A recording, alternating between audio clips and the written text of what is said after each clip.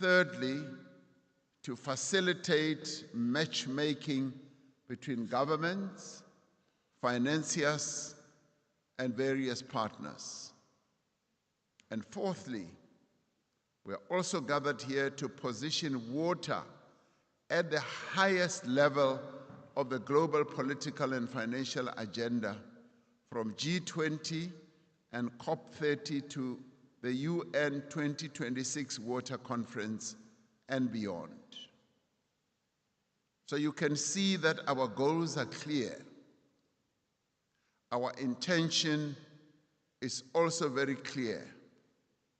But today we are going even further. We are witnessing the launch of the Global Outlook Council on Water Investments, which is a G20 presidential legacy initiative. We are bringing, yes, we can applaud for that as well. We are bringing Africa and international partners together and calling on investors to heed the call to invest in water. Quite often when investment takes place, water is always relegated to the back. We are now bringing water, an essential process that sustains our lives, to the fore, to make sure that water is clearly put on the investment agenda. The launch of the Global Outlook Council on Water Investments will see the Africa Water Investment Program being scaled up into a global water investment platform.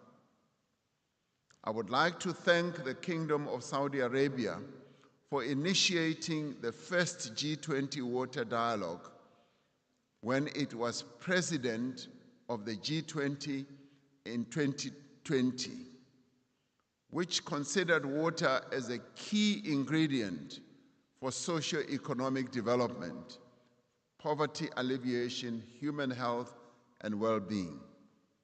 Let us give Saudi Arabia a round of applause for having done this.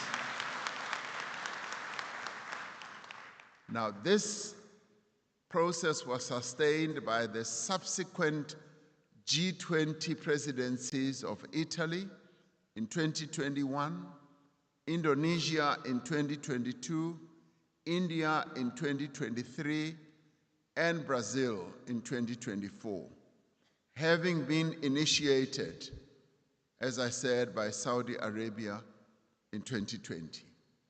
And now South Africa, as the current G20 president, in partnership with the African Union and the Africa Investments Panel, recognizes it as the Au-Aip Water Investment Summit. As we have often said,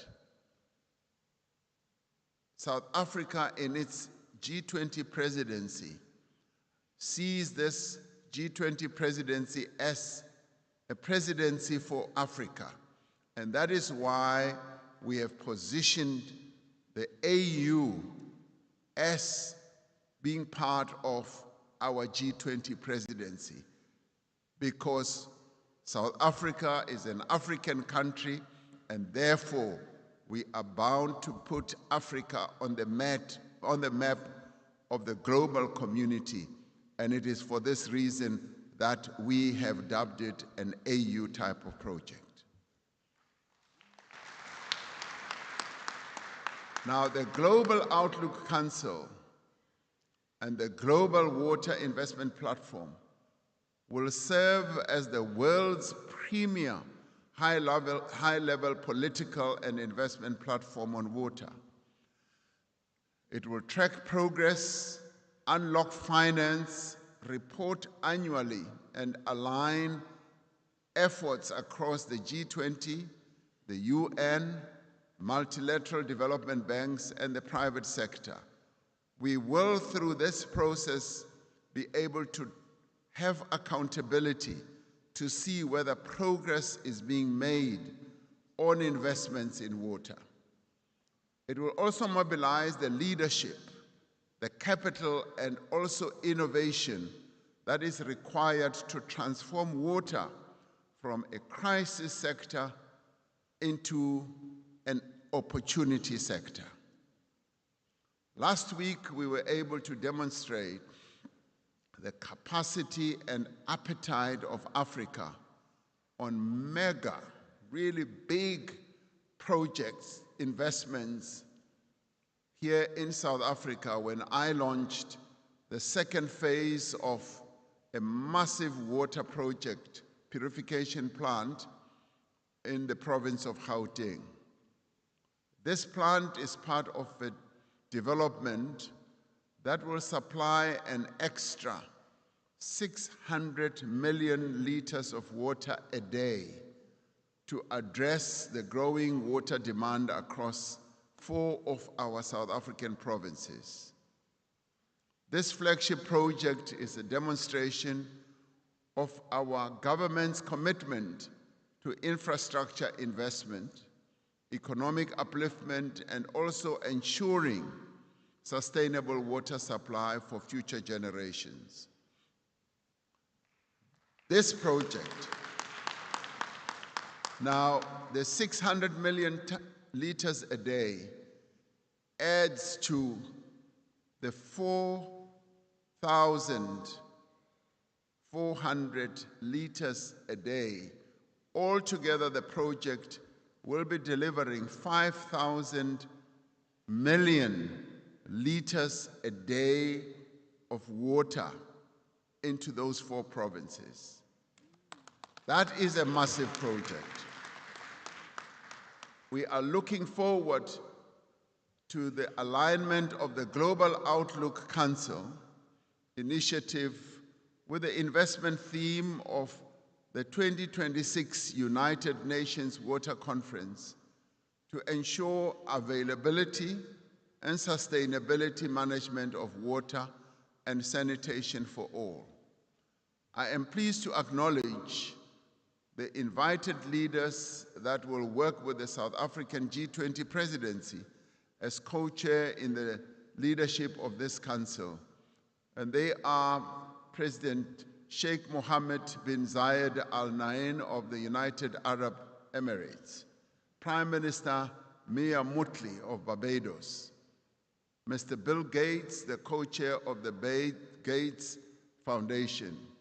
Now, these distinguished leaders will be assisted by alternative co-chairs as facilitators for effective broad engagement of the council members represented by my dear brother and sister, President Jakaya Kikwete, former President of Tanzania, as I said, and Her Excellency Amina Mohammed, the UN Deputy Secretary General.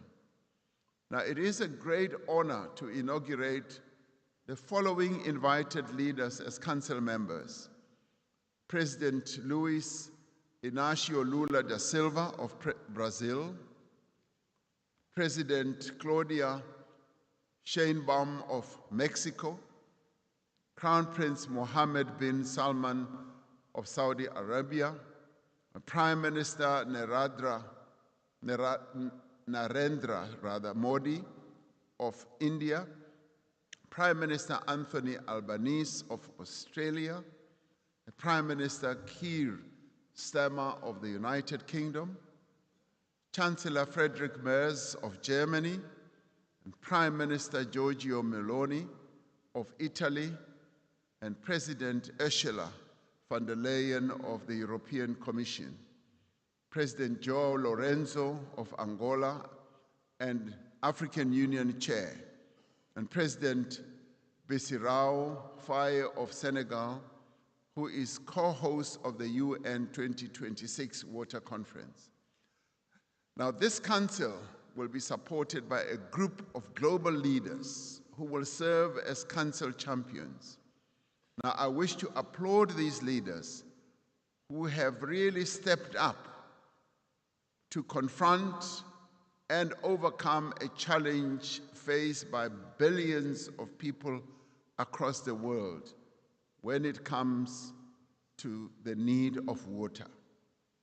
The Council will guide the transition from what I would call fragmented water investments to a more coherent, coordinated, and capitalized global effort through the Global Water Investment Platform. So today, we can clearly say, given all these efforts, given all the people that have stepped forward to do something about water, we can clearly say that water must no longer be an afterthought at climate and finance discussions. It must be at the center of discussions. It must be financed, it must be tracked in terms of whether progress is being made or not, and it must be championed. And therefore, I would say we should give a rousing round of applause for all these council members who I have referred to for having stepped forward. Let us applaud them all. We applaud them because they are traversing a path that has least been traversed in the world. They are bringing our attention and our focus on water. Water, as I said, has always been relegated to the back, and yet it is what all of us as human beings need, not on a weekly basis, monthly basis, but on a daily and hourly basis. We all need water. And we are pleased that these leaders have stepped forward to pay attention to this. So I would like Your Excellencies and honored delegates and guests, I would like to say we should leave this summit having achieved a number of objectives. We should leave this summit having arrived at deals, having identified pipelines, having struck partnerships, and also having put together a permanent global mechanism to sustain the momentum that is now rising, not only here on our continent, but globally as well, on the issue of water. The matchmaking sessions that are planned for this summit should create long-lasting partnerships as well as increased investment in water. Those of you who may have come here just to be tourists in beautiful Cape Town, I would like you to turn your eyes and your attention to focus on investing in water. It is important that we should build a world where every drop of water counts and every community thrives because of access to water. We should build a world where water is recognized as a human right and not weaponized against women, children, and communities. I raise the issue of women advisedly because in the end, particularly on our continent, it is women who bear the brunt of lack of access to water. And we need to endow the women of our continent with dignity, with respect, and make sure that they have access to good water. It is my honor and pleasure, therefore, to officially open the Africa Water Investment Summit and launch the Global Outlook Council on Water Investments. And in the words of the founding president of our democracy, Nelson Rolihlahla Mandela said, "It is now in your hands. Let the work begin of making sure that we invest in water and we make water the #1 key objective of sustaining livelihoods, of powering our economic growth, and in doing so, let us leave no one behind and no country behind. Thank you.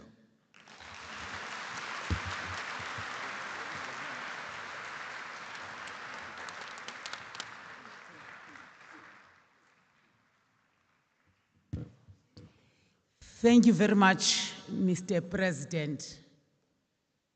As I said earlier on, that the ministers are here as the servants of the people. Whatever our presidents are saying, we have energy to run with it. We have energy to implement the decisions that will come from the president. Ladies and gentlemen, it is at that time now I must invite His Majesty, Tata Mswati, to address us as this summit. We are ready to take the instructions.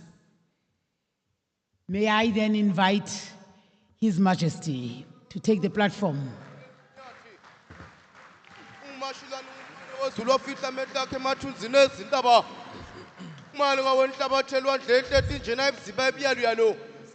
Bomme bakaina.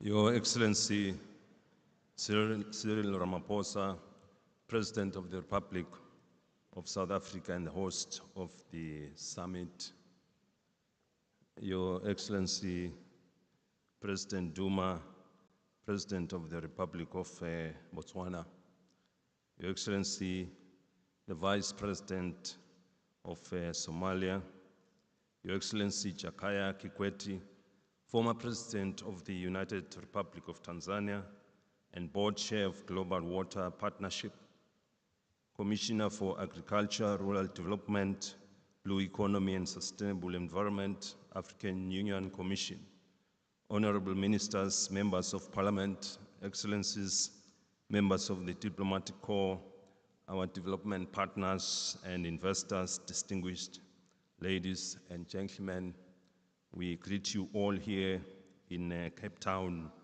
Sanbonani. It is with profound gratitude and honor to join you all here today for this August and historic G20 African Union Water Investment Summit.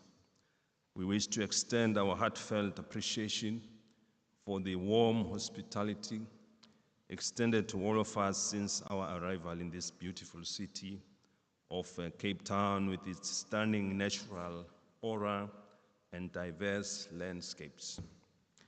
We wish to thank the Republic of South Africa for being the host of this landmark event, which unites us in pursuit of shared vision for Africa's water security. The theme for the summit, solidarity, equality, and sustainability, clearly shows that there is an urgent need for collective action to address one of the most pressing challenges of our time. Your Excellencies, water is a lifeblood of our continent and the world. In the Kingdom of Eswatini, we recognize water as a cornerstone of our national development aspirations. It fuels our agricultural sector, which accounts for over 90% of water obstructions, drives industrial growth, safeguards public health, and strengthens our defenses against climate vulnerability. However, like many African nations, Eswatini faces significant challenges: aging infrastructure, increasing water needs, and impacts of climate change. Our major rivers, shared with the neighboring countries, remind us that water security transcends borders. It requires regional cooperation, integrated planning, and bold investment in sustainable infrastructure. This is why Eswatini wholeheartedly endorses the Continental Africa Water Investment Program, AIP.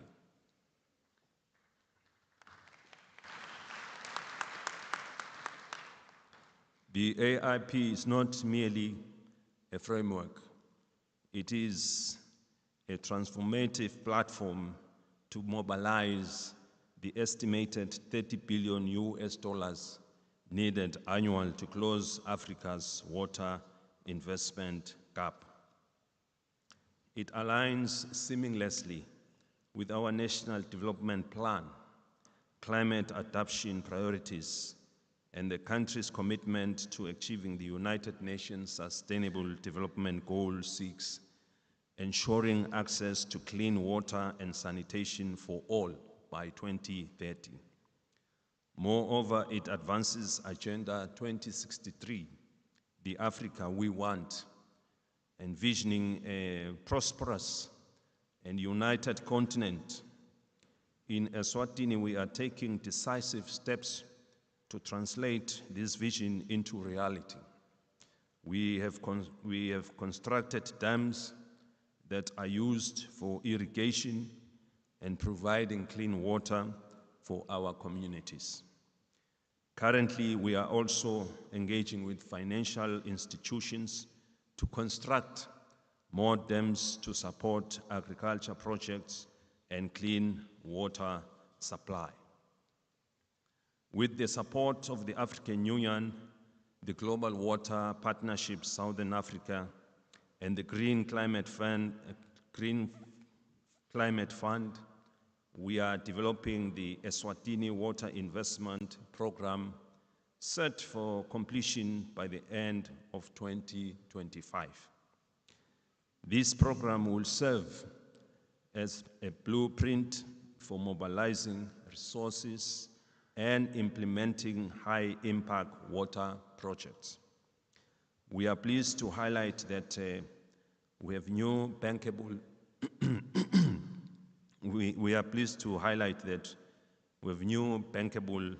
initiatives which we have prioritized and require funding estimated at about $115 million.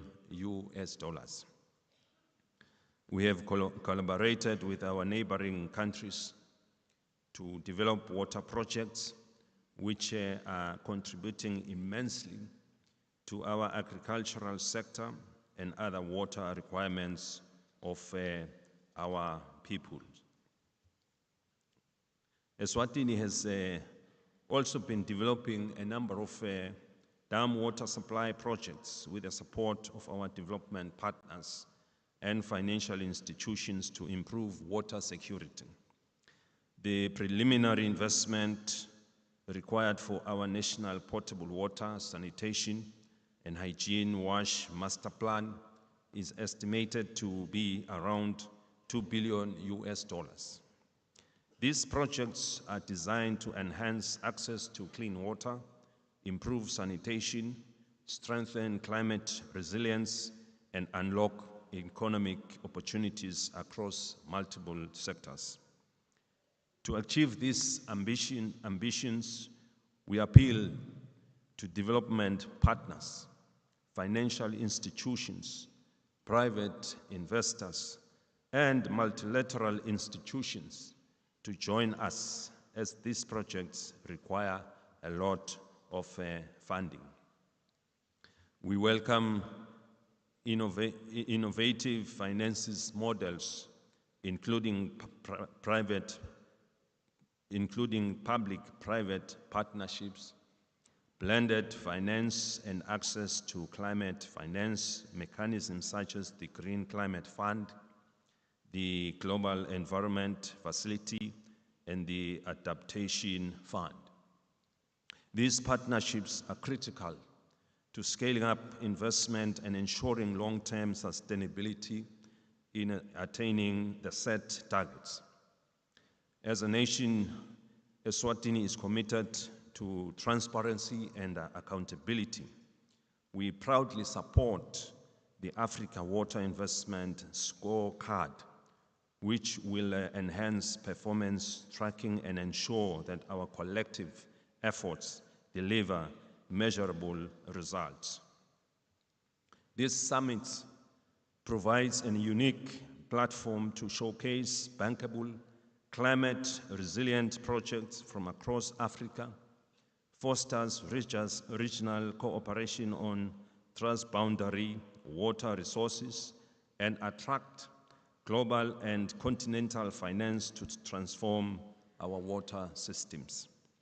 Eswatini is a meager user of several river basins. The water security of our country depends on coordination and cooperation with our neighbors, the Republic of South Africa and Mozambique, for shared water infrastructure management and development. The relationship with our neighbors has yielded positive results in achieving our water management and projects. Our continent is endowed with shared water causes ideal to sustain us, given the centrality of its use in industrialization, energy generation, agriculture, health, and any other developmental transformation. This situation is expected to get worse due to the impacts of climate change, as Africa is warming much faster, which has tremendous implications on the rainfall patterns. We need to encourage the investment in water preservation projects for our future generations. Sometimes we experience droughts, and these projects must be enough to sustain us until we receive good rains and the dams return to their normal levels. Africa is faced with a significant shortage of funding for climate activities and has had limited access to appropriate technologies. Yet, we are still required to close the water security and sanitation investment gap as a continent. This summit, therefore, stands to contribute towards an improved investment climate and unlocking private sector participation. It also presents an opportunity to foster public-private partnerships, given the readiness of our governments to attract investments aimed at improving our people. In conclusion, we are pleased to note that the outcome document of this summit will be presented to the forthcoming G20 for consideration towards financial support. Let us reaffirm that Africa's water is Africa's future. By investing in water security, we advance the health, dignity, and prosperity of our people. Together, through unity, equality, and sustainability, we can build a resilient Africa that strives for generations to come, being the Africa we want. Long live Africa. I thank you, Siyabonga. May Almighty God bless us all.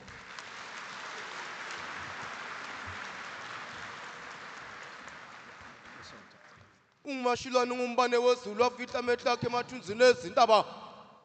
Umaluka wenhlabathi elwandle ehle ethi njena ibziba ebyaluyalo. Ngimane kothakule emnyama inhlambi lo.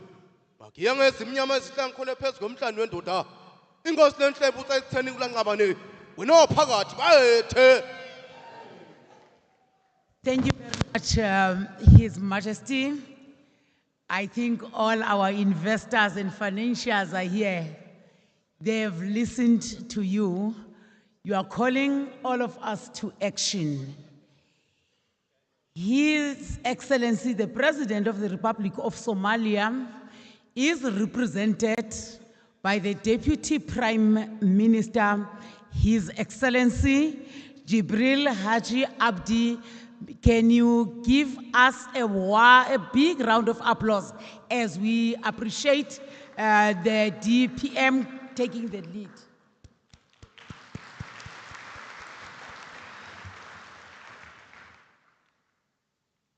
Thank you, Mr. Minister.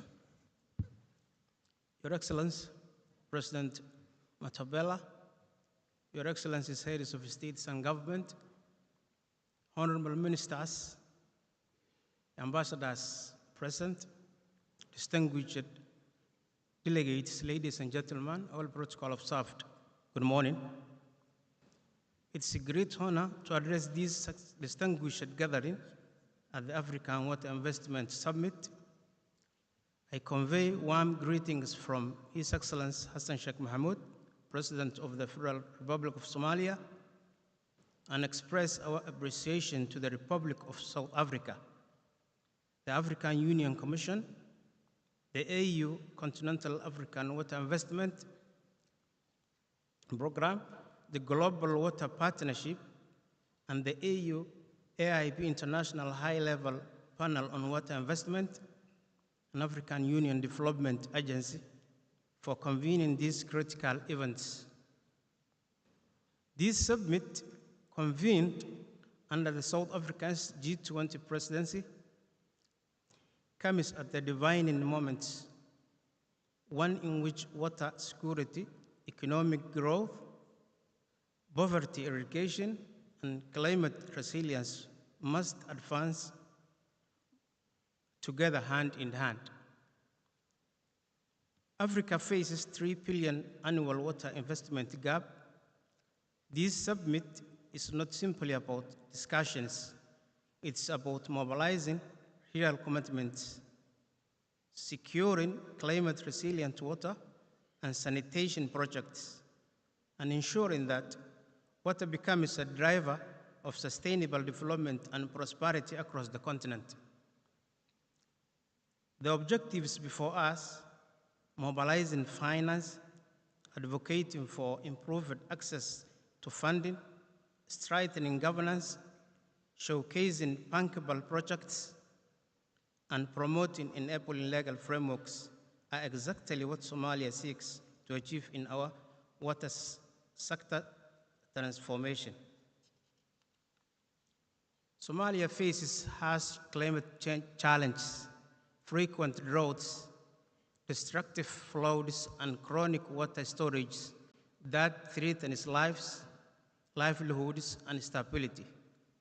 For us, water is not only a development issue, it's a matter of survival, stability, and peace. As part of the readiness support from the Green Climate Funds, in partnership with the African Union and the Global Water Partnership, Somalia has prepared a pipeline of transformative, investment-ready water projects. These are fully aligned with the summit's mission and the priorities of the Africa's agenda in 2063. Together, these projects represent over US 50 million in potential investments. With a clear of co-financing commitments from partners, including the African Development Bank, FAO, UNDP, UN Habitat, and the Swiss Development Corporations. Beyond individual projects, Somalia has embarked on developing a comprehensive water investment program with the support of Global Water Partnership. national blueprint to mobilize and coordinate investments that close our water gaps and achieve long-term resilience. The water investment program is aligned with our national water resource strategy in 2021-2025, National Transformation Plan, National Adaptation Plan, and nationally determined contributions. It will quantify our national water investment needs, present a prioritized, costed portfolio of projects water across supply, sanitation, irrigation, and climate resilience, outline a financing strategy to blend domestic resources, donor grants, climate finance, and private sector investment, establish a governance framework to ensure efficient coordination between ministries, states, and partners. By December 2025, we aim to launch the water investment program with full government endorsement and initial pledges from the development partners, moving from fragmented projects to unified. A strategic program capable of attracting large-scale and sustained investments. Somalia comes to this summit not only to highlight our challenges, but to present solutions that are ready for partnership and financing. We invite governments, development partners, and private sectors investors to join us in advancing these projects from concept to reality. By working together, we can close the water investment gap, strengthen governance, and ensure that every African, rural or urban, has access to safe water and the resilience to face our challenged climate. Let this summit in Cape Town be remembered not only for its commitment, but for the concrete action and investment it inspires. Somali stands ready to play its part and to work with all of you to deliver on our shared vision for water rescue Africa. I thank you.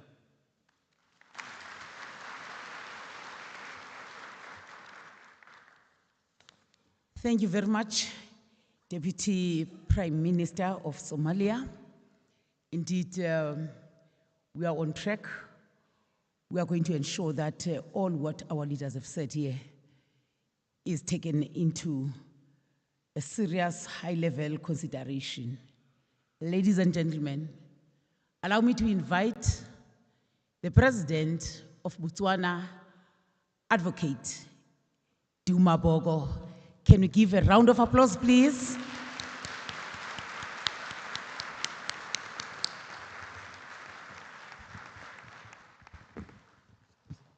Thank you very much. Let me begin by gratefully and warmly recognizing the host, the President of the Republic of South Africa, President Ramaphosa, who is the chair of this event and the chair of the G20.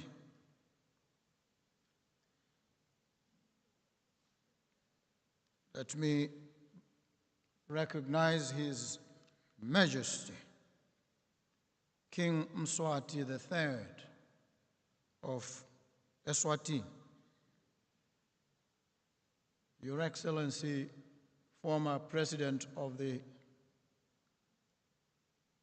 United Republic of Tanzania, alternate co-chair of the AIP, former President Jakaya Kikwete,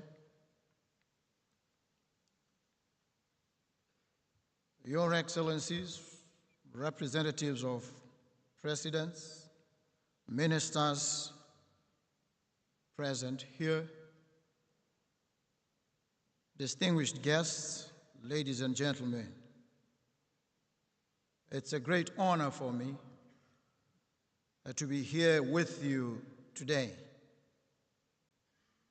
to engage in these important conversations on water investment and to share the priority areas of the Republic of Botswana for the favorable consideration of the investors who are here. In Botswana, we know the sting of scarcity. As a semi-arid country, we've learned that every drop counts. We are a water-scarce country due to the semi-arid and climate conditions in most parts of the country, with inadequate water sources and services. In recent years, water shortages have persisted as a result of growing demand exacerbated by the effects of climate change. Climate variability and uncertainty brings about extreme events such as droughts and unpredictable rainfall patterns, challenging the conventional way of food production by our people and potable water supply, which relies mostly on annual rainfall. Our groundwater resources have also been significantly impacted by climate change variables. The sparse population distribution of the country also creates major engineering and financial challenges in relation to water infrastructure development. The International Decade of Action calls for water for sustainable development, and efforts have to be made towards achieving Sustainable Development Goal number 6 of ensuring availability and the sustainable management of water and sanitation for all by 2030. It is therefore the responsibility of government to ensure that every designated settlement is provided with potable water, irrespective of proximity to the nearest water source. Water is a basic right, and without water, there certainly is no life. Many settlements in Botswana are located where there is either little or no water. Therefore, there is need to reticulate, store, and distribute clean water to the settlements. These challenges I've outlined present opportunities for investment in the water and sanitation sector in Botswana. The investments are in the form of major water transfer schemes, water treatment plants, and water storage facilities, sanitation schemes, and wastewater reclamation for productive reuse. In the process of decentralizing water infrastructure, there is need to design and build numerous pump stations, water transfer and distribution pipelines, treatment plants, and storage tanks across the country. The Botswana government is focusing on initiatives that will lead to the realization of sustainable management and utilization of water resources, water supply, and sanitation service delivery. These are essential for the growth of the economy. Sustainability in the management of water resources requires extensive investment in the development of water resources, in planning, infrastructure development, and the protection of water resources. Botswana shares most of the river systems with riparian countries, Zambia, Namibia, and maintaining international water relations is an important element in ensuring water security as well as building mutual cooperation. As such, the government of Botswana continues to engage and collaborate with partners, particularly those related or involved with the shared water courses under the auspices of the Permanent Okavango River Basin Commission, OKACOM, the Orange Senku River Basin Commission, ORASECOM, the Zambezi River Basin Commission, LIMCOM.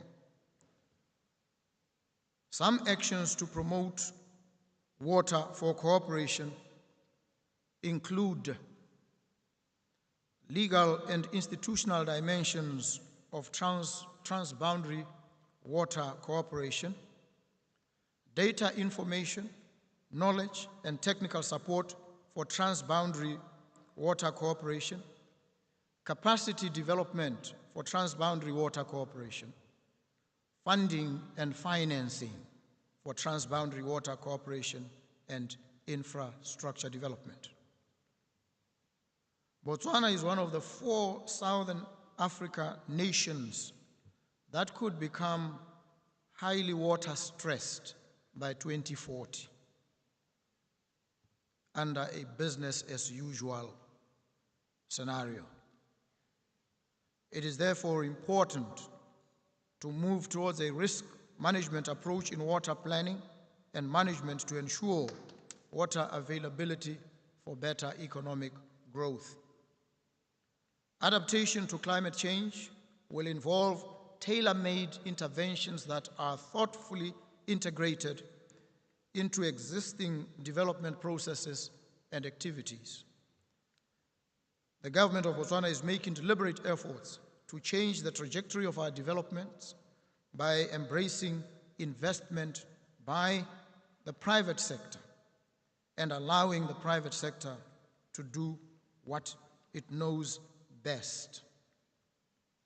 Efficiency in water supply and sanitation service delivery also requires the construction of conveyance pipelines, the rehabilitation and expansion of reticulation networks, the construction of sewer networks, and service delivery throughout the whole on-site sanitation service chain. Botswana stands at the edge of a new chapter through what we recently began, the Botswana Economic Transformation Program.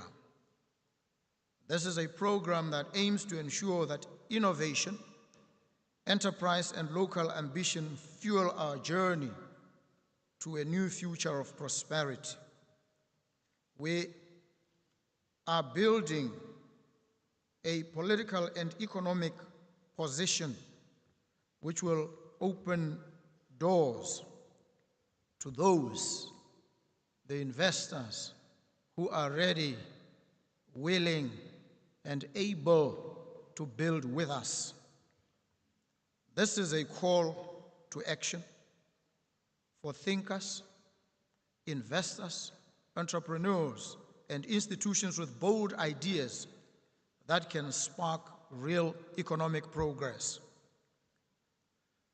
The Botswana Economic Transformation Program will, in a nutshell, engage projects or ideas that unlock new engines of growth across the country, bring fresh thinking to old challenges, create jobs, and expand opportunities for the people of Botswana.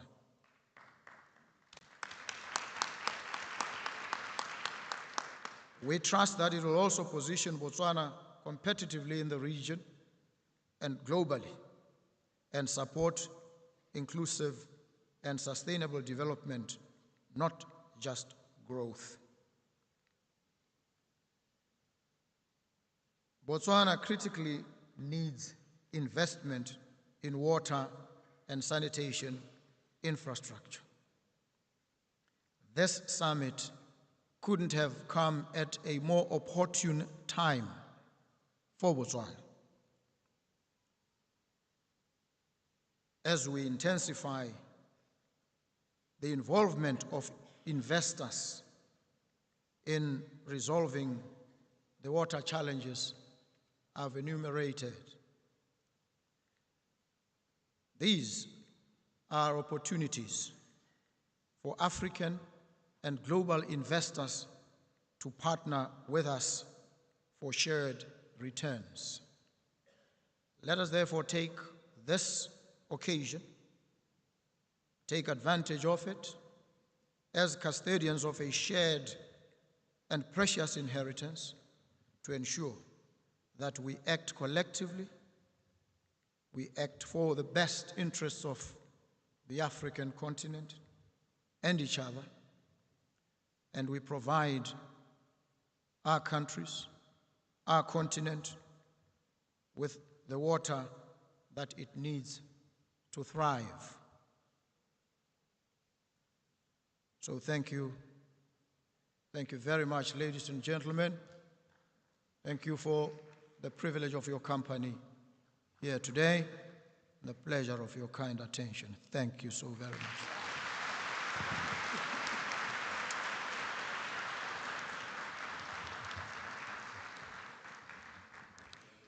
Thank you very much, His Excellency, the President of Botswana. Indeed, we are sharing water basin, our transboundaries, especially in SADC. They need attention in terms of funding. Ladies and gentlemen, the heads of state and government, they've spoken. There are people who are supposed to respond. We cannot bring presidents all the way to be here, then we don't respond. By the time they leave here, they must at least have a clear message that will motivate them throughout. When they go to the heads of state meetings, they must say that summit has responded. My co-director, do you want to come and call those who are supposed to respond? Others can respond to me. Just say, here's a message, pass this message with this billion and billion and billion. That will take us far. Billion, just a billion, just a small billion. Then those billions will give us 30 billion that we want. Is that good? Minister, before you go. Thank you very much, Minister. I think the ministers and the audiences got to see Minister in action. I just think it's important that we also show the excellencies how our minister can fire up people and even be the rainmaker herself. Minister, if you could do just for the presidency. And President Bogo said Botswana is a country that is water scarce.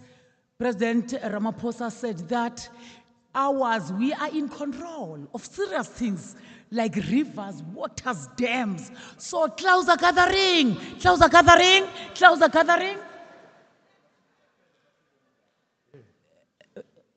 With powers vested in me by myself, may I request my honorable leaders of state to stand.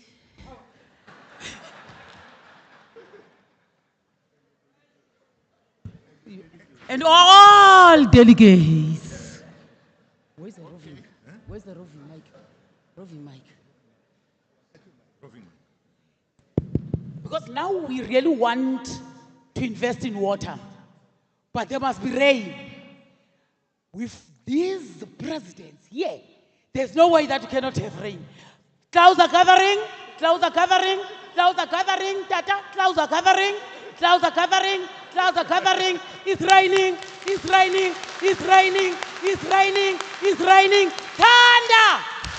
Thunder! So-ke.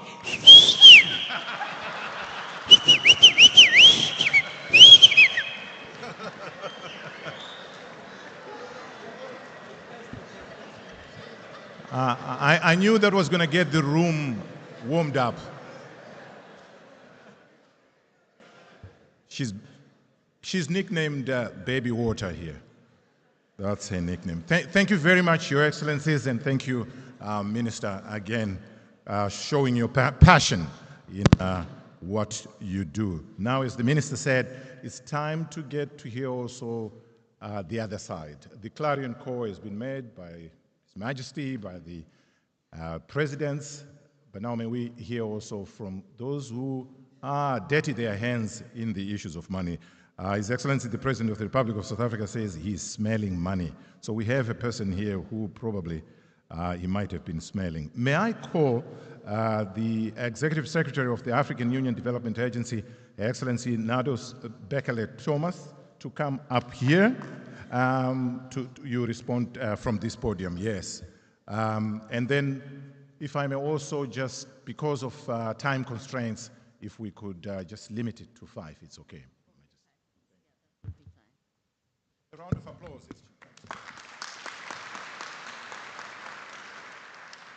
Thank you very much. You know, after this wonderful, wonderful intervention of our minister, my wonderful sister, thank you very much for the animation.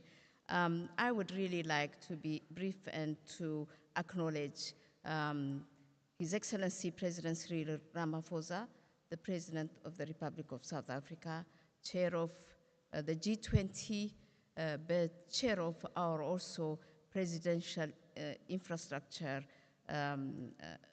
Initiative, Your Majesty, Your Highness, King of Eswatini, His Excellency, the Deputy President representing the President of the Federal Republic of Somalia, the President of Botswana, Your Excellency, I want to recognize you, our Commissioner who is representing also His Excellency Mr. Mahmoud Ali Yusuf, Chairperson of the African Union, Honorable Ministers, Captains of Business and Financial Institutions, ladies and gentlemen, I have been taking meticulous notes as my leaders were speaking because this is a response to what they have requested us, to do.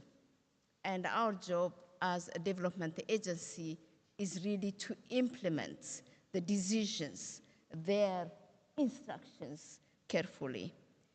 And therefore, on behalf of Au-Aip, I would like, first of all, to express my deep appreciation to His Excellency President Ramaphosa, South Africa. Like I said, he's chair of our Presidential Infrastructure Champion of the 12, chairperson of the 12 champions, presidential champions, and the chair of the G20. I would also like, the government of South Africa for the excellent organization of the summit, which is a testimony of South Africa's commitment to effective cooperation between African nations and the positioning of Africa, like the president said, in the G20 agenda, why not in the entire global agenda? This summit, Excellencies, is exceptionally timely. The designation of 2026 as the African Union Year of Water and Sanitation is a commendable decision and is necessary for call to action that responds to the most pressing imperatives of our time. The chosen theme invites us as the Union's development agency to redouble our efforts and sharpen our strategies now, providing robust technical support, sound policy advice, and effective facilitation to our member states and regional economic communities under the banner, Excellencies, the Africa Team. The Africa Team represents a coordinated, concerted effort of the African Union Development Agency and other sister agencies together with regional economic communities so that we can deliver as one, not in a fragmented way, but as one, delivering as one. It's through such a concerted, coordinated effort that we can ensure, and we believe, that when we arrive at the year 2026, we are not just observing a theme, but actively realizing the aspirations of Agenda 2063 in the critical domains of water and sanitation. Your Excellencies, Africa is tired of decisions, strategies, and plans. Africa wants action, Africa wants implementation. And like all our leaders have said, water is a vital source, it's a source of life, it's the foundation for our economic transformation. And therefore, I have encapsulated 3 major takeaways from this, which we would integrate in our plans. As the Majesty said, we must treat, and all the other leaders have said, we must treat water as critical, and not only for survival, but as a foundation for our economic transformation. Is an economic infrastructure. And we need to safeguard this critical resource from climate threat and also from inefficiencies. And this has been highlighted also by the President of Botswana. And we've seen that because inefficiencies and the climate impact is costing Africa $200 billion a year. And we need to seal that. The Sahel, as you know, Lake Chad, is losing its resources by 90%. And therefore, we need to really keep an eye on this. It's very critical and very important. As we look to get more, we need to also safeguard what we have. And therefore, you're right, Your Excellency, President of Botswana, we must integrate water management into our regional value chains, linking transboundary river basins with energy corridors and agro-industrial zones. The message to our partners is clear. We need to invest in water, as water is a prerequisite for Africa's industrial future also. And therefore, I call upon all business partners and all DFIs to join hands with us. And in this respect, I would like to inform you that with the support of the World Bank, we are building a program in terms of capacity building, in terms of governance, reforms for utilities, legal and regulatory frameworks to enable African countries to access IDA financing in WASH. So we're strengthening the capacities of African countries to make sure they have access to financing of the IDA. We have started with 12 countries, 2025, 2026.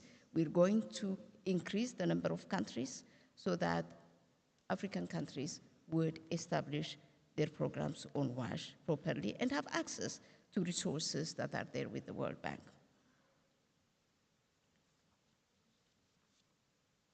This is the number 1, which is really very critical and very important takeaway. The second one is we must translate our commitments into delivery through bankable water solutions. The problem is not always a lack of money, it's the gap between available liquidity and financing. And this has been said again and again. And therefore, we need to create a predictable environment for investment through enabling policies and regulations, and Au-Aip through the Africa Water Investment Program and the service delivery mechanism is dedicated to helping our member states prepare projects that can attract capital and achieve financial growth. And these are aligned to PDAPAP 2 and also to our PC initiatives. For this purpose, for this summit, actually, the African Union Development Agency has worked with all the parties and stakeholders to build a pipeline of 80 water and sanitation projects across 38 countries. And these projects, we hope, would be presented in line with the President Ramaphosa's message would be presented to all platforms where we would be able to mobilize resources. Number one, to translate these initiatives into bankable projects. Number two, to facilitate the actualization of PPP, public-private partnership, in the member states by working with member states, DFIs, and businesses to establish conducive environments in the countries so that we have the public-private partnership, both policies, strategies established, legal regulatory framework also strengthened.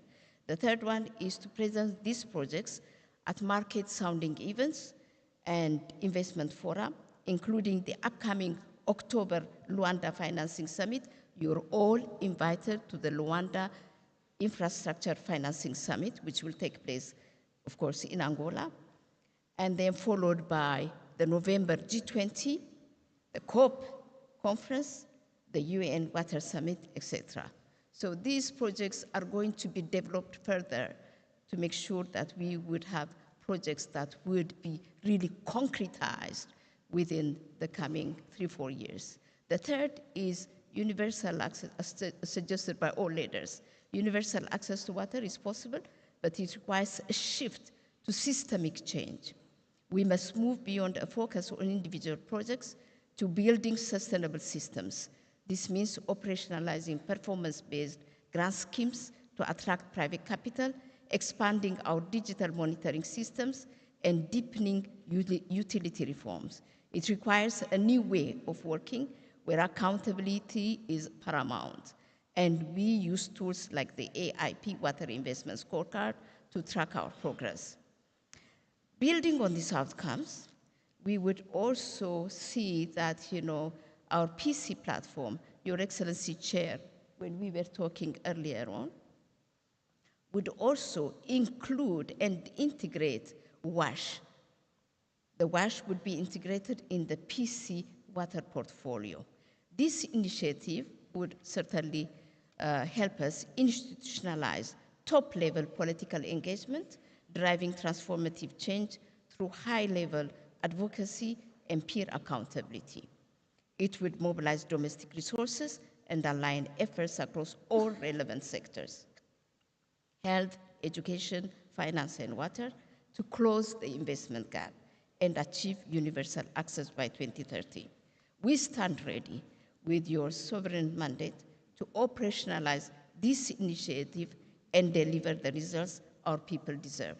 Our job is really to make sure that whatever comes out of this, the 80 projects and more that are in the Au-Aip, in the PWAP2, in the PC, are really translated in terms of bankable projects and de-risked for private sector to participate, and to make all these intentions to be a reality for the people.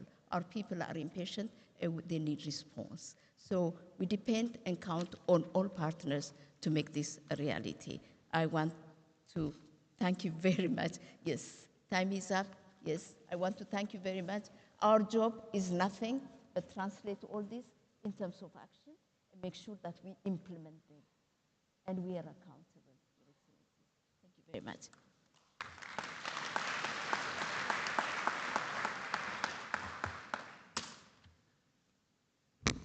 Thank you very much. We're moving on to the African Development Bank, and Mr. Muchera Chirwa will come up and give his response to the excellencies. Thank you, sir.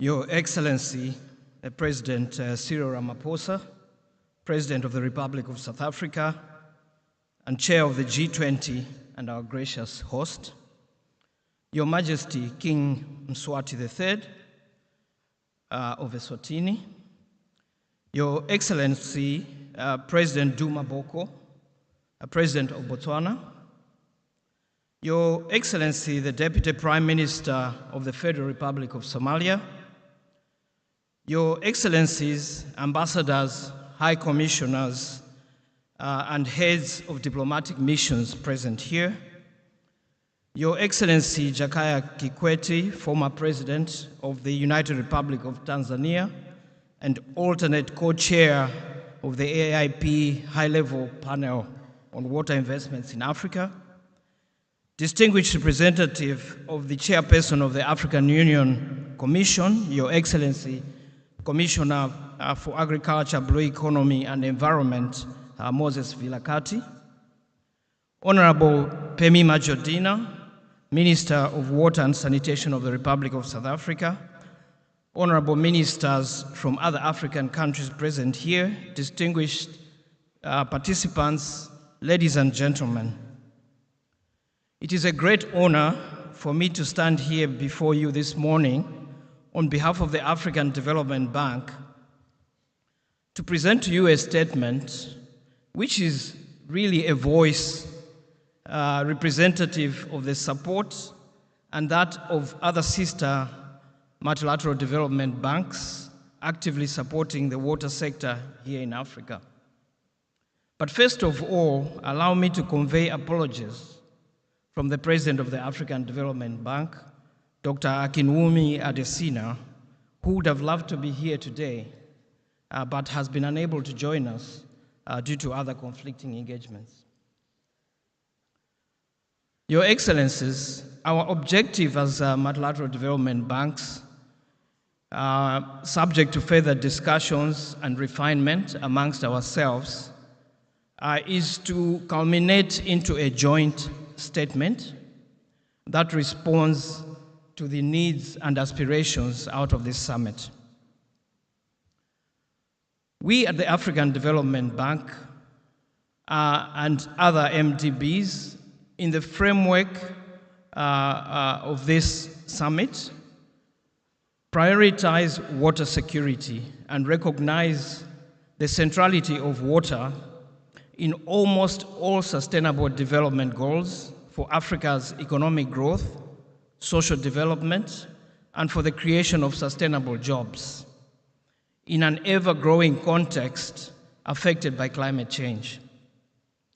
In that framework, we acknowledge and welcome the growing ambition expressed by Africa's heads of state and government, government officials, and private sector leaders in the context of this groundbreaking African Union Africa Investment Program Investment Summit. We remain committed to supporting and applauding the development and transformation of Africa's water sector through the development of bespoke financial, technical, and knowledge support tailored to the needs and objectives of African member countries and to address their unique domestic, regional, and global circumstances. We therefore reiterate our support, aiming to accelerate delivery of water security and sanitation investments for improved access to water, sanitation and hygiene, integrated water resources management, enhancing transboundary water governance and development for an efficient, impactful contribution to the development of water-related sectors such as agriculture, energy, and ecosystems, strengthening water sector infrastructure operations, preparedness, building on our track record of supporting strategic water infrastructure development, climate-resilient adaptation solutions, and nature-based solutions in Africa. Over the recent years, we as the MDBs have jointly been committing an average of between 10 and 12 billion US dollars of financing annually in the water sector. Our objective is obviously to scale up and increase those numbers to achieve higher results and impacts. As we aim to drive the water security to the center of the global development agenda, as expressed by Your Excellencies, and to actively contribute to addressing the continent's 30 billion water investment gap, we welcome South Africa's G20 Presidential Legacy Initiative, Global Outlook Council on Water Investments, anchored in the G20 Global Political Leadership, as a means to elevate water investments as a political and economic priority across G20, MDBs, UN water-related COPs, and related regional platforms. We will contribute through our joint and individual efforts to scale up and to align our financing flows with a view to deliver on the SDG goals, Africa Union's Agenda 2063, and the post-2025 Africa Water Vision and Policy. We will also continue supporting our member countries to develop ambitious, sustainable, long-term strategies and compacts to enhance project preparedness with a view to increase financing opportunities and foster more purposeful and better informed investments. Cognizant of the global challenge in the development finance ecosystem and exacerbated by the growing water demand in Africa, we will continue to work together with climate facilities to significantly increase climate finance mobilization while increasing delivery and effectiveness. This will include exploring possibilities to scale up private sector participation, blended financing, co-financing in the water supply and sanitation sector to accelerate delivery of infrastructure investments and supporting continent-wide climate transition. We will explore ways to scale up technical assistance to support towards technology and innovation promotion in the water sector. This will include a focus on technologies that deliver SDG 6 at a lower cost, technologies that can improve access and reducing the time spent on fetching water, particularly by women, promoting irrigation technologies, as well as technologies and mechanisms for effective water reuse, better control of processes and consumption, both for residential and industrial needs. This will be done in application of circular economy principles as a potential creator of value across beneficiary industries. Your Excellencies, we pledge to continue to prioritize sustainability and impact at scale because we believe that the improvement of service delivery and operational efficiency is as important as investment in capital expenditure. In other words, we need to increase our focus on managing what we already have and sustaining the infrastructure that we have for the long-term use. We will pursue an active coordination and partnerships amongst ourselves as MDBs, as well as with specialized organizations and your governments and the African Union. And in so doing, we will work to enhance quality and depth of our engagement and dialogue with member countries and clients to seek solutions adapted to contexts and long-term goals. I thank you for your attention, Your Excellencies. Thank you very much.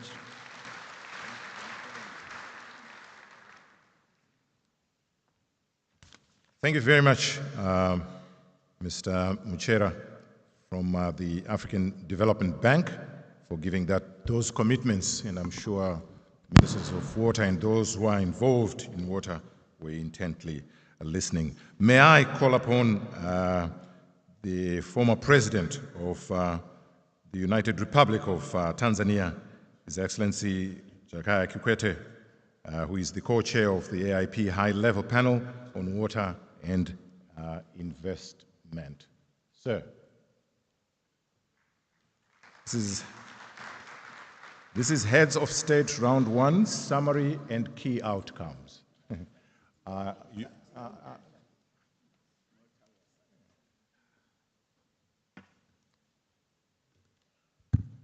Your Excellency,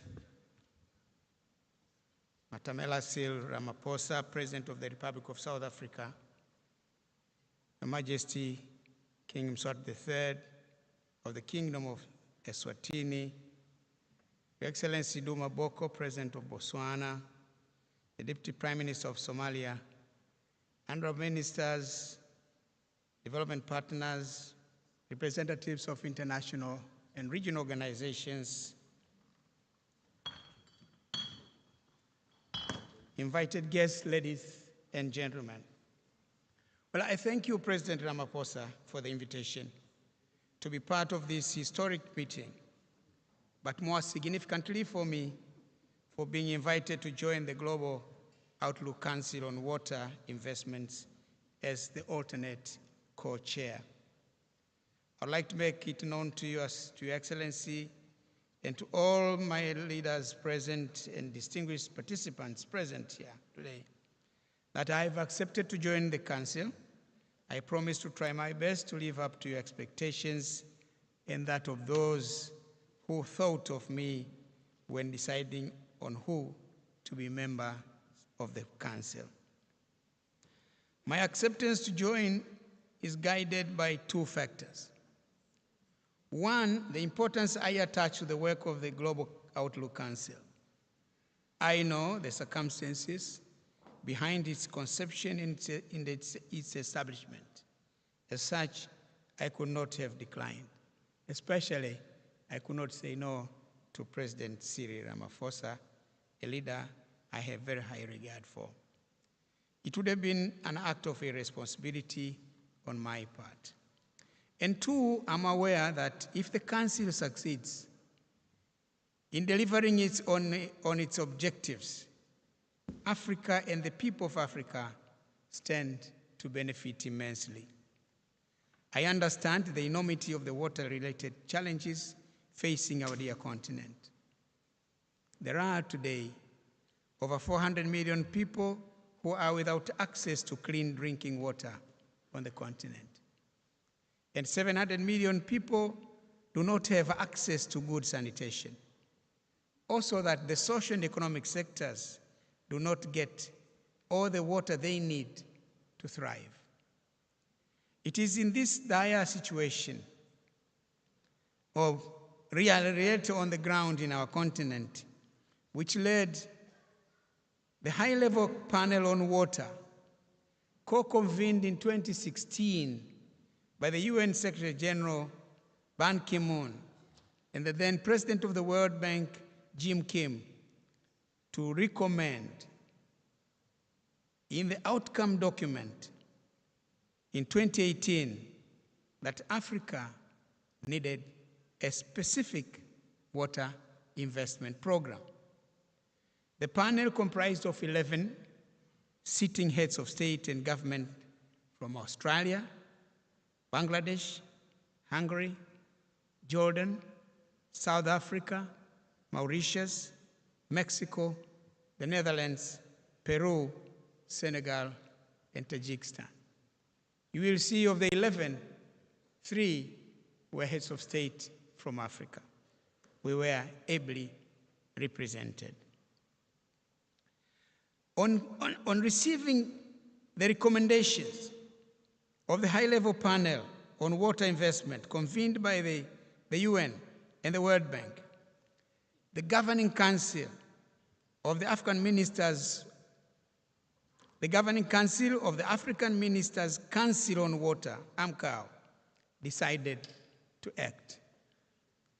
Working in collaboration with Au-Aip, the African Development Bank, the Infrastructure Consortium for Africa, and the Global Water Partnership, of which the Southern African chapter, I am the chair of the board, a team of experts was convened to come up with the proposals of the Africa Water Investment Program.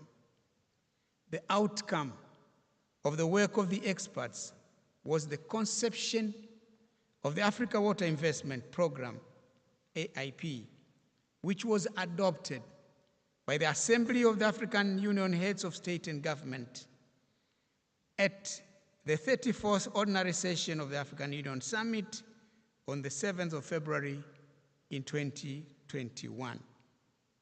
The AIP was adopted as the Program for Infrastructure Development in Africa Priority Action 2, PIPA, PIDA, PAP 2. So the African Water Investment Program is a program of the African Union. That's something that I would like to share with all of us here to know. I am sure many of you know. In 2022, the Assembly of African Heads of State and Government approved the African Union, the African Water Investment Scorecard. This is an instrument specifically designed to track progress and accountability on the implementation of the Africa Water Investment Program. In the implementation of the African Water Investment Program, it was estimated by the experts that about between 54 billion to 64 billion would have to be invested annually to enable African countries to meet the objectives of SDG 6 on water and sanitation for all by 2030. It was revealed as well that existing investments in water and sanitation on the continent was between $11 and $19 billion annually. This, therefore, created an investment gap of around $30 billion. So the task ahead of us was to mobilize the $30 billion annually until 2030 to implement the objectives of the African Water Investment Program.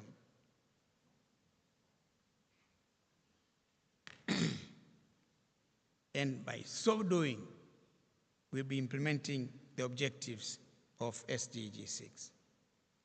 Ladies and gentlemen, another landmark decision made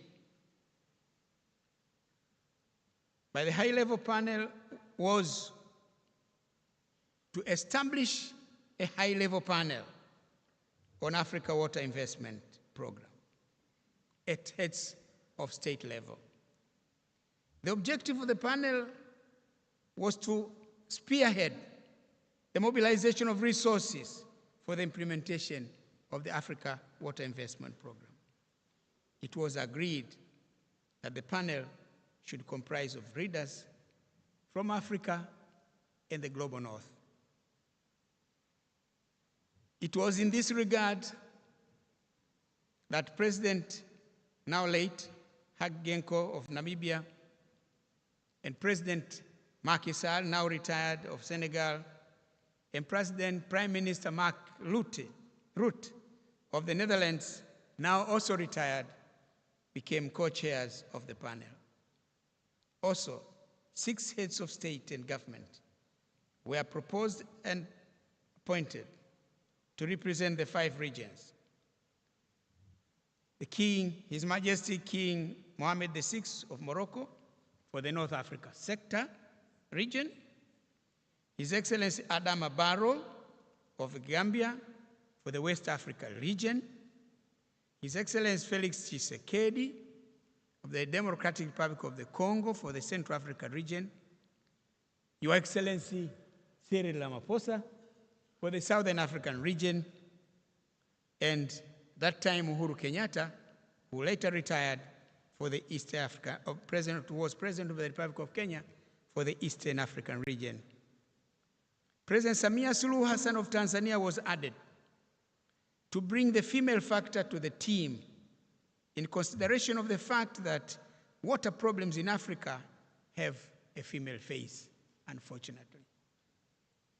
It was also decided that I be made the alternate co-chair to sit in for the co-chairs in the event they were not available, or any of the 6 sitting heads of state and government in the high-level panel was also not present. It was the easiest job to do. You only wait until President Ramaphosa is not there, and he's always there, so.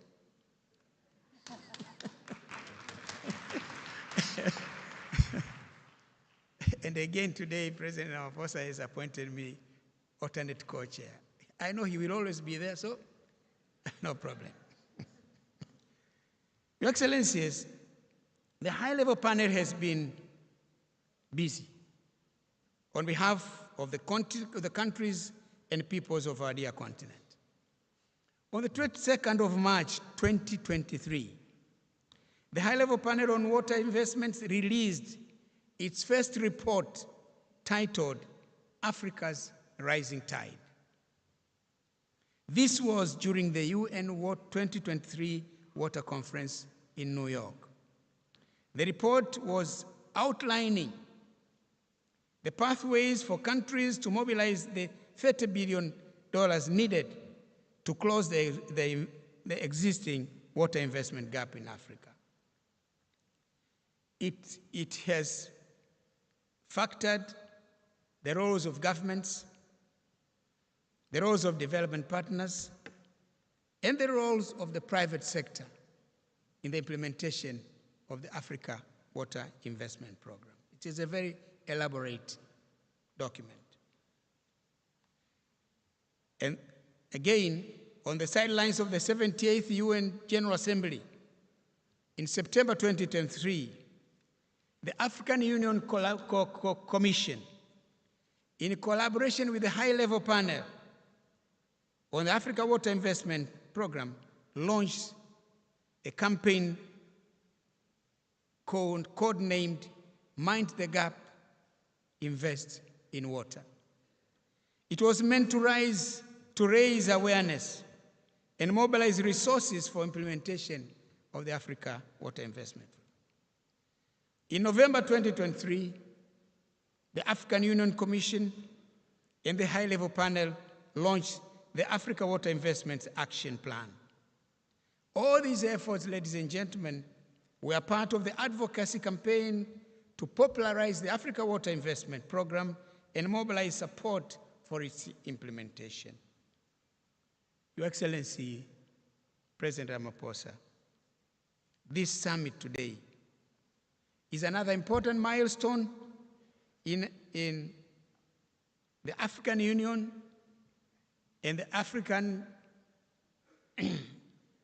Africa Water Investment, high-level panel on water investment in Africa, in efforts to address the water problems facing our countries and our peoples. We thank you, President Ramaphosa, and your esteemed government for collaborating with the African Union Commission and the Africa Water Investment Program high-level panel, of which you are a member. We are excited that this meeting is being held at a time when South Africa is assuming the presidency of the G20. And you are going to be the president of the G20 for the next year. We in Africa are excited, and we are full of expectations that good things will come out of South Africa's presidency of the G20. You have our support and the support of everyone on the continent. We are praying for your success. We are proud of you. Thank you for your kind attention.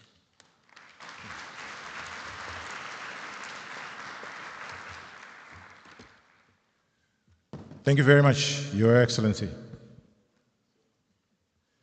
Ladies and gentlemen, whilst the Excellencies are settling, we are going into part of the program where we recognize commitment and potential. And I would want to request His Majesty the King to maybe come to the podium, and also President Boko to come to the podium. They will be handing over some of the awardees, yes, the awardees that will be receiving this. But before that, we will get to see a video that talks about the background of the awards that we are about to present. If we can have the video, please. Thank you.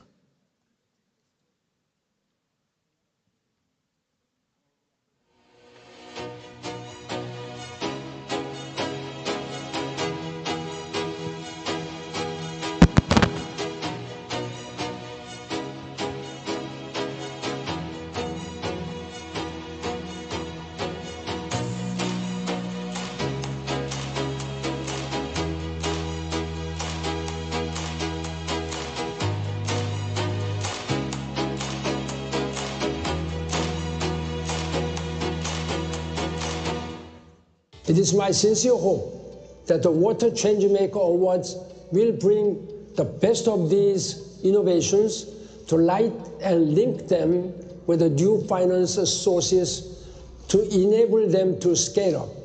This initiative of K-Water, in which we are very proud to be associated, will bring new ideas that can be scaled up in the countries around the world to really address the financing gap, which can be met through, of course, new innovative models for delivering water services in the countries we work.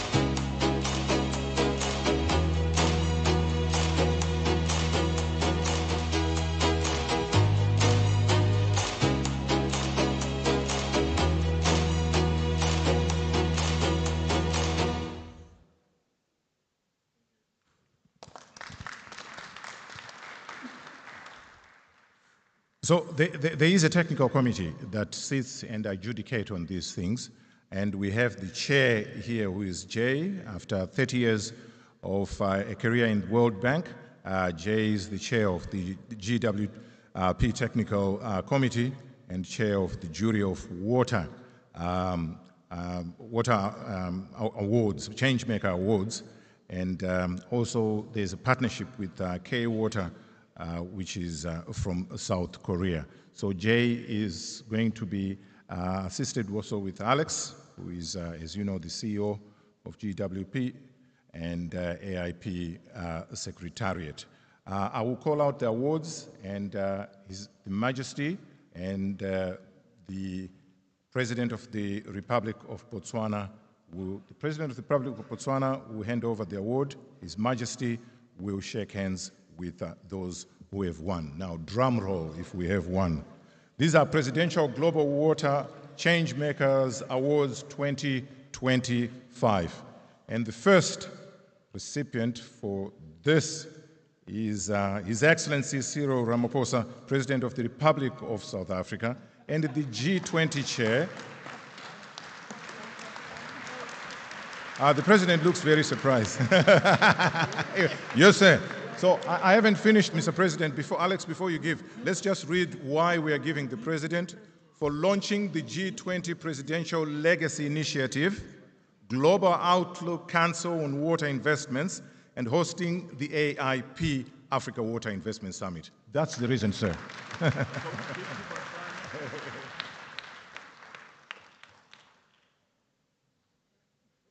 Congratulations, South Africa.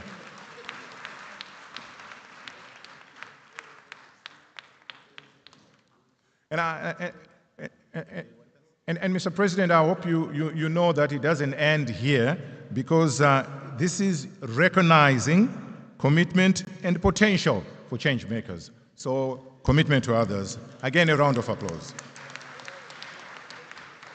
Second. The second award goes to His Royal Highness Prince Mohammed bin Salman Al Saud, who is the Crown Prince and Prime Minister of the Kingdom of Saudi Arabia. The representatives, I believe, are here.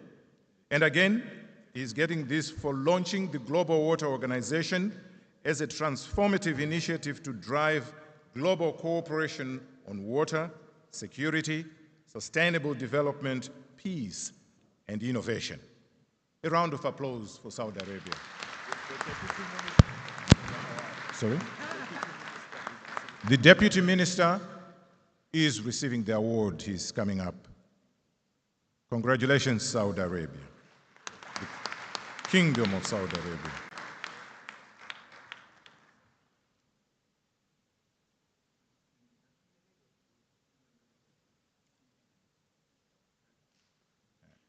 Congratulations.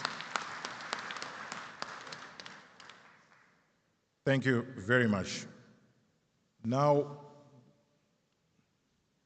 we go further whilst Excellencies congratulating each other. The third one goes to His Majesty King Letsie III of the Kingdom of Lesotho, and this is for championing the Lesotho Highlands Water Project. South Africans will know something about that. As a model of transboundary cooperation for peace, resilience, and sustainable development, the Minister of Water is receiving on behalf of His Majesty King Letsie III.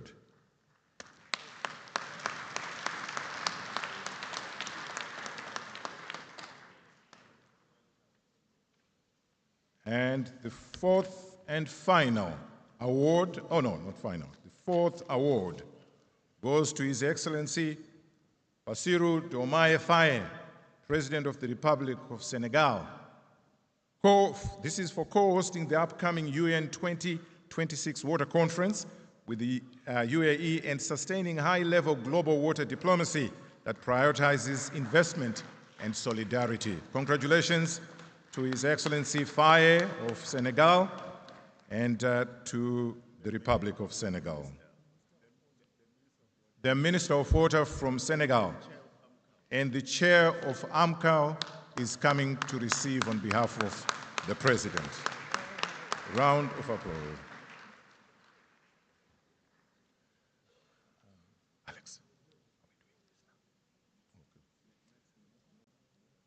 Okay.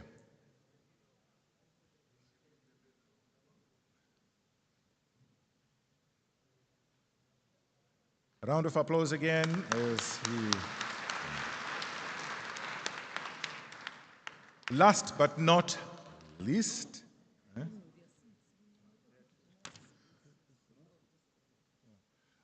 His Highness Sheikh Mohammed bin Zayed Al Nahyan, President of the United Arab Emirates. So this is for the UAE. And they are receiving it for co-hosting the UN 2026 Water Conference with the Republic of Senegal, sustaining high-level global water diplomacy that prioritizes investment and solidarity, elevating water in the global climate agenda through COP28, and promoting inclusive, blended finance models. A round of applause for UAE. That's the UAE. Where is it?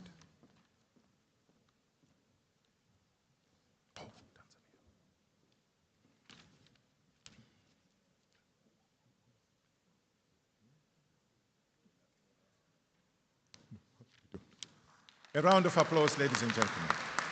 Tanzania. Yes.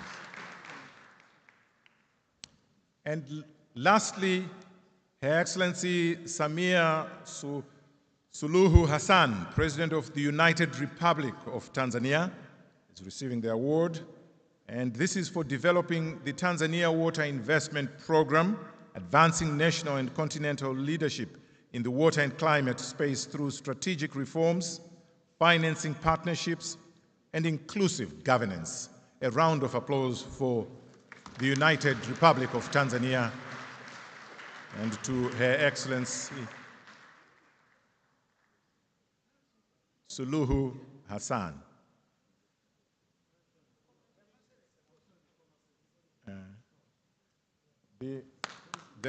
I think the minister is running. He is running towards her. And that's it, right?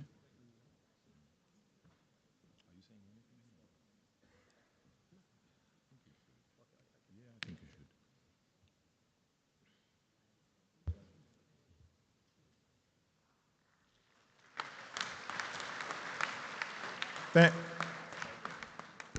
think you should. Thank you very much. Thank you very much. And congratulations to all the recipients and the countries and their excellencies.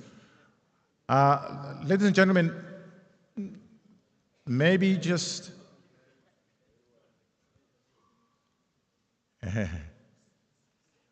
All right, whilst we're settling, may I invite again Alex to come and maybe just to give us a background a little bit on the awards and what they mean and why they think it's important to recognize those who have made the initiatives. Alex.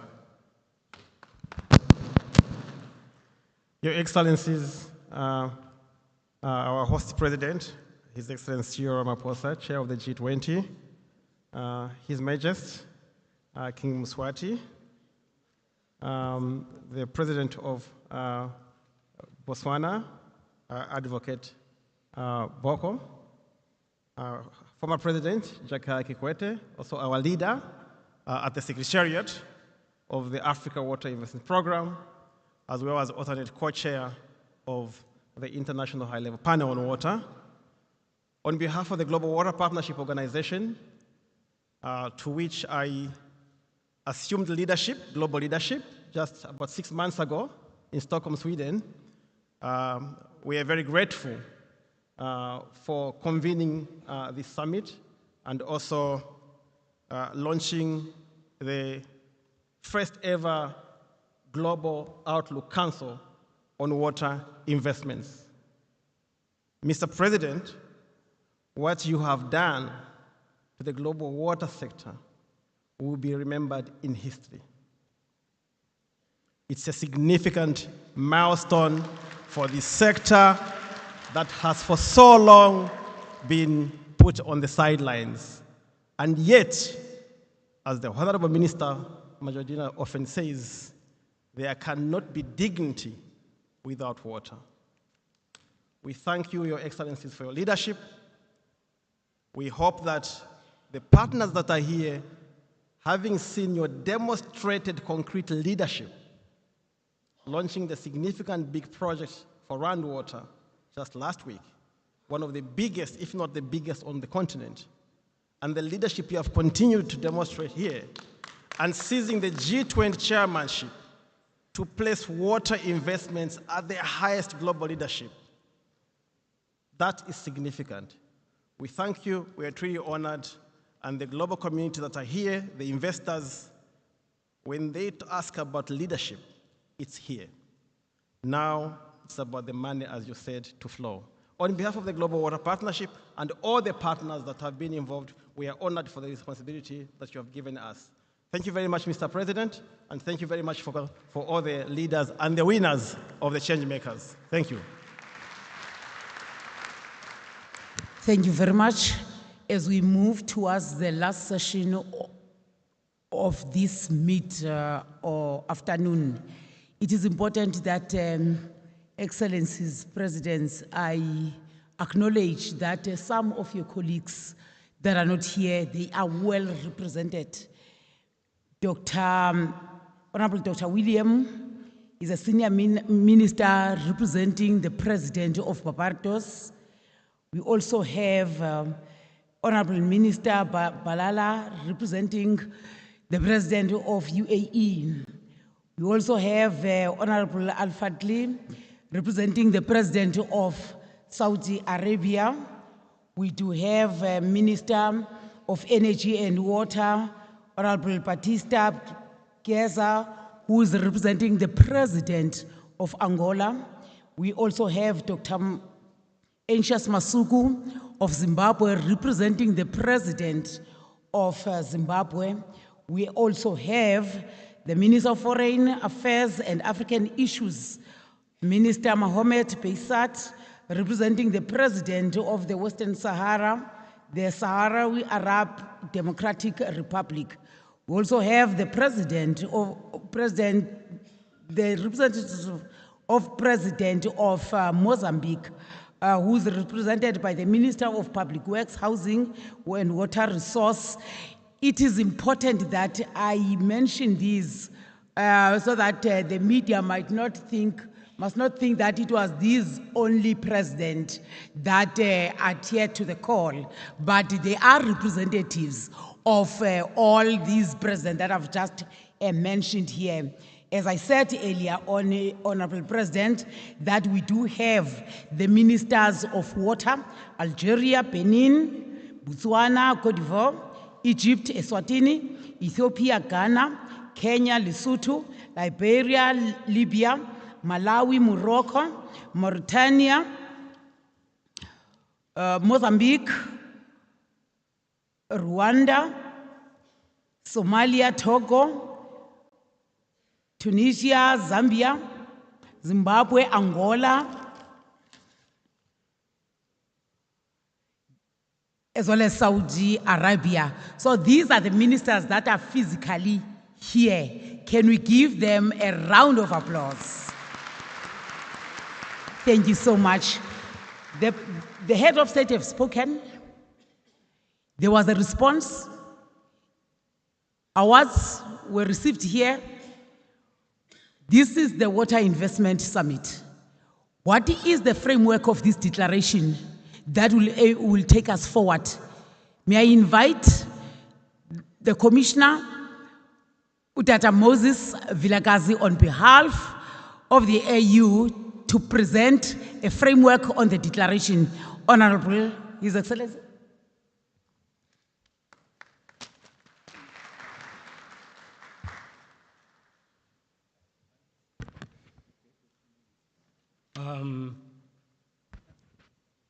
Director of Ceremonies, thank you very much. I thought you wanted me to sing because you are fond of being creative, which is very good, Your Excellencies. His Majesty the King of the Kingdom of Eswatini, King Mswati III, Your Excellency, the President of the Republic of South Africa, His Excellency Cyril Ramaphosa, Your Excellency Duma Boko, the President of the Republic of Botswana, Your Excellency Jakaya Kikwete, former President of Tanzania and alternate co-chair for the high-level panel on water investment programs, Your Excellency the Deputy Prime Minister of Somalia, honorable ministers and deputy ministers, honorable leaders of international organizations and members of parliament present, distinguished financiers, as well as investors, all protocols observed. I was informed to summarize what the heads of states challenged the financiers on what to do. Your Excellencies, unfortunately, some of the financiers said they want to hide until tomorrow the pledges in billions to make sure that we can accomplish the 30 billion that is required. But it suffices to say that during the matchmaking, they have said they want to commit something. And that will be included in the declarations which will be read out on Friday, because some are saying they want to work out the sums. But we are very, very grateful, particularly for ADB, which has said now they are going to scale it up to how much we are still awaiting that response. Now, it is therefore an honor, Your Excellencies, due to time, to read the preliminary Cape Town Declaration on Africa Water Investment in the context of G20. The preamble reads, "We, the African heads of state and government, in the presence of other global leaders, gathered in Cape Town from 13 to the 15th August 2025 for the inaugural Africa Water Investment Summit, convened under the auspices of the African Union, the High-Level Panel on Water Investment for Africa, and the Republic of South Africa's G20 presidents. Also in attendance were the ministers and deputy ministers, financial institutions, investors, development partners, civil society, technical experts, philanthropic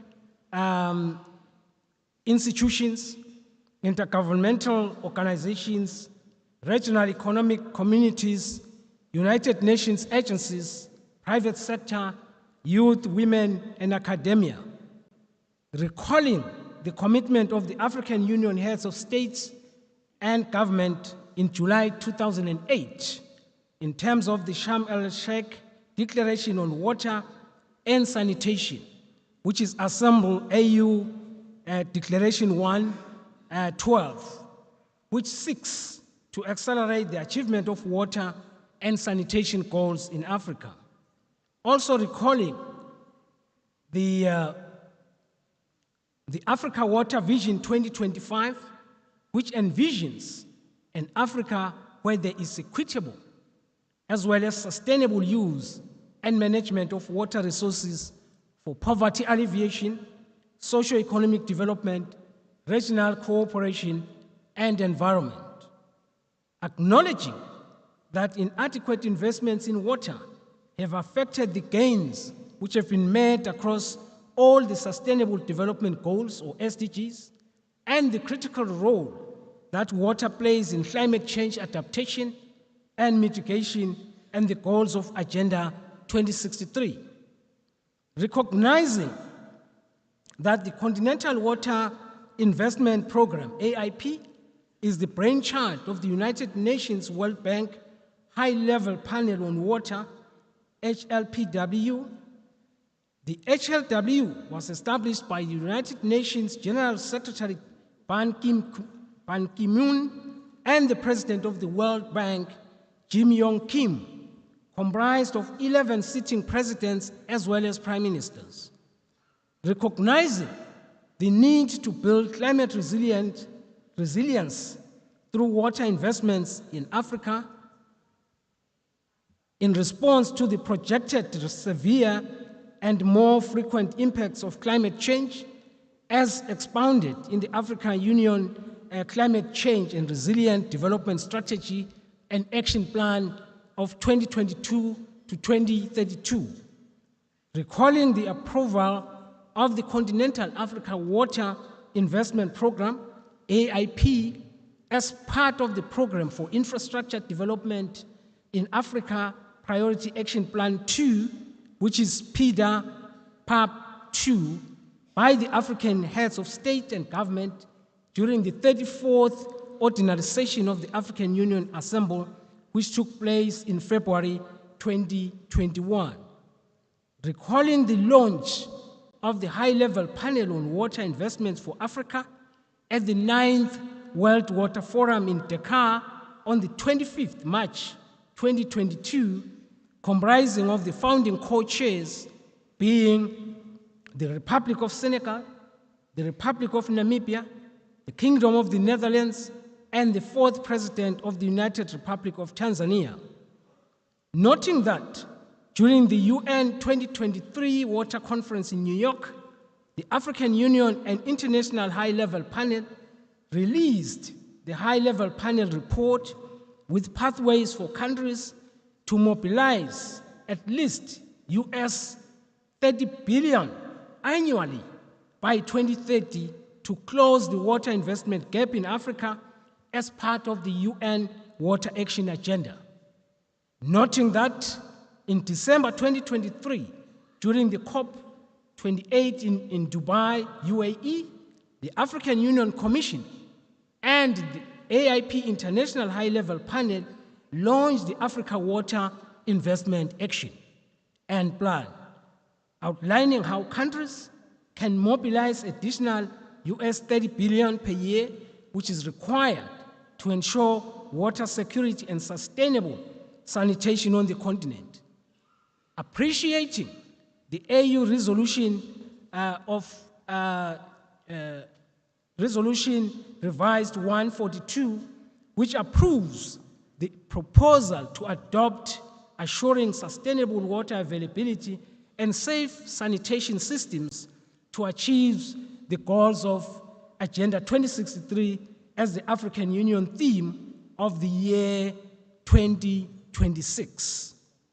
Recognizing the Kingdom of Saudi Arabia for initiating the first G20 water dialogue under the KSA G20 presidents in 2020 that considered water as key for socio-economic development, supported by G20 member states. Recognizing that the summit is taking place at the historic time, marking the first ever G20 presidents hosted on the African soil and the progressive admission of the African Union into the G20 membership. Therefore, reaffirming that water and sanitation are not only foundational to peace, for economic growth and development, for human dignity and public health, but are also essential to climate resilience, for food security, economic transformation, and achievement of progress in implementing the SDGs. Appreciating the opportunity presented through the G20 presidents of South Africa to elevate Africa's water investments, minding the gap in water investments, and leveraging on the African Union's membership through the G20 and the opportunity to highlight the outcomes of the summit as addressed in the declaration. We hereby therefore commit to, 1, to create an enabling environment for enhancing investment for water and sanitation, aligned with national development plans, SDG 6, and the climate resilience priorities. 2, to scale up domestic, public, and private finance for water investments, including through national budgets and innovative financing mechanisms. 3, we commit to request the African Union Commission to continue providing leadership in the implementation of the Africa Water Investment Program, including supporting member states as well as regional economic communities to develop national and regional climate resilient water investments programs. 4th, further request the African Union Commission to support member states and regional economic communities in developing project pipelines to mobilize resources, including climate finance. 5th, we call for the reform of the multilateral financial institutions, taking into consideration the urgent need for accelerated investment in water and sanitation sector to prioritize water and sanitation given to the Africa to bridge the water investment gap. 6th, deploy de-risking tools where they add value, particularly in underserved rural and peri-urban areas, as well as fragile and conflicted affected states, and for nature-based solutions. 7, raise the profile of water to drive sustainable economic growth and improve people's health, people's nutrition and prosperity across the continent, recognizing that water investment can reduce the impacts of climate change and build resilience. 8, call on governments and their development partners to work together to establish the conditions which are needed to attract as well as secure significant investments, including public and private finance, in increasing water security and access to safe water, sanitation, and hygiene. 9, mobilize concessional and catalytic investments to enable investments where private capital alone cannot flow. 10, prioritize public benefit and local ownership, particularly in areas where water services remain a critical human right and development enabler.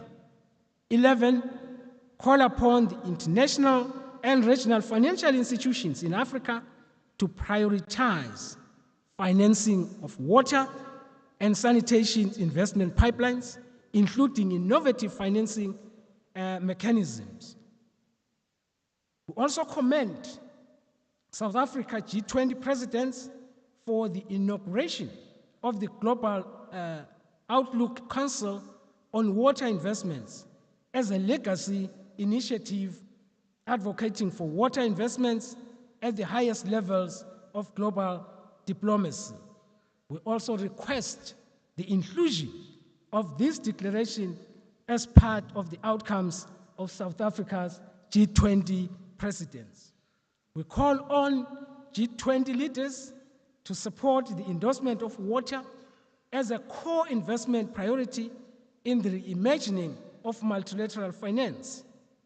We also call upon the co-hosts, the UAE and Senegal, of the 2026 UN Water Conference to anchor the declaration into the preparatory process. We also resolve to convene an Africa Water Investment Summits every 4 years on a regional rotational basis under the coordination role of the African Union Commission. We also request the Republic of South Africa, in their capacity as the G20 presidents, to present this declaration to the 39th Ordinary Session of the African Union Assembly of Heads of State and Government in February 2026 for endorsement. This adopted on the 13th day August 2025 in Cape Town, South Africa. I thank you.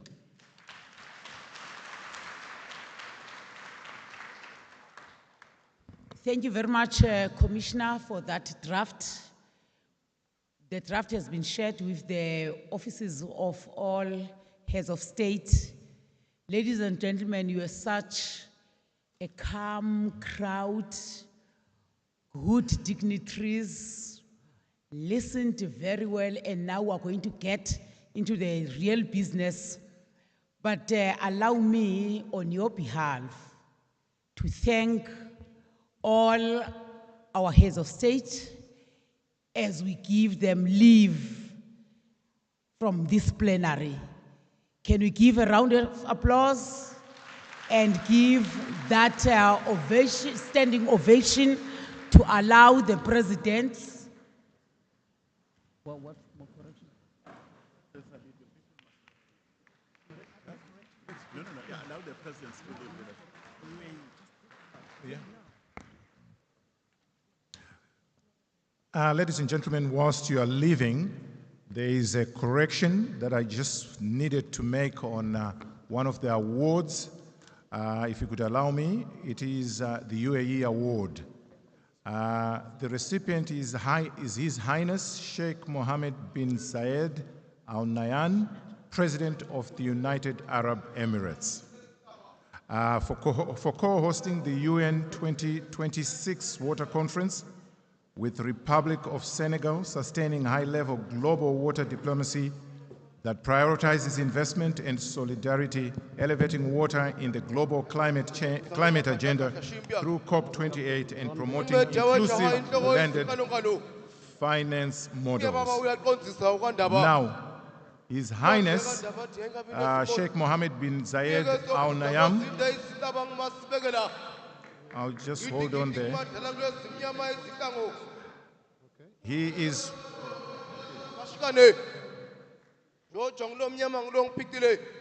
represented by His Excellency Sheikh Shakbut bin Nahyan Al Nahyan. He is the Minister of State for Foreign Affairs. I just want to say that for showing their commitment, I think we should show them a round of applause. They flew overnight. They flew overnight to come and stand with us here and support this conference. So, Minister, we honor you and we thank you for your commitment. Thank you very much. Your Excellencies, we are running behind schedule. What will happen is that at the back there, at door number, at that door, I will ask the ministers and those who are representing the heads of state and the premiers. They will join our Deputy Minister Sitlulu. They are taken somewhere. All the delegates, I also have the protocol team who are going to the exhibition center where we are going to have lunch. Lunch is going to start now exactly at 2:30. We'll be seated with all the financiers, do plenary number 2, where we're actually making the firm commitments about those particular issues. Ministers, deputy ministers, and heads of delegation, and our premiers. There is Deputy Minister Sitlulu there. Just please raise your hand at the back, and the ushers take all our delegates to the exhibition center, where we'll find lunch. Exactly at 2:30, all the panelists must be seated. Once again, thank you very much.